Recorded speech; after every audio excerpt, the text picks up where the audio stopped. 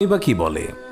রাসূলুল্লাহ সাল্লাল্লাহু আলাইহি ওয়াসাল্লাম বলেছেন, বিড়াল নাপাক নয়, এটা তোমাদের আশেপাশে ঘন ঘন বিচরণকারী প্রাণী।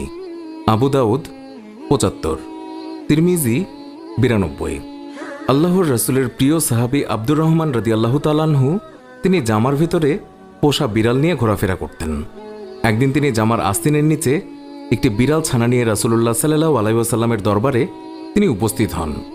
সেই সময় বিড়ালটি হঠাৎ করেই সবার সামনে বেরিয়ে পড়ল। এই অবস্থা দেখে রাসূলুল্লাহ সাল্লাল্লাহু আলাইহি ওয়াসাল্লাম তাকে রসিকতা করে ইয়া আবু হুরায়রা, অর্থাৎ হে বিড়ালের পিতা, এই বলে সম্বোধন করলেন। এরপর থেকেই তিনি মূল নামের চেয়ে আবু হুরায়রা নামে বেশি খ্যাতি লাভ করলেন। আর সেই দিন থেকেই তিনি নিজেকে আবু হুরায়রা নামে পরিচয় দিতে তিনি বেশি পছন্দ করতেন। আল্লাহর রাসূল সাল্লাল্লাহু আলাইহি ওয়াসাল্লাম তিনি যখন ওযু করতেন তখন নিজের ওযুর পাত্র থেকে বিড়ালকে পানি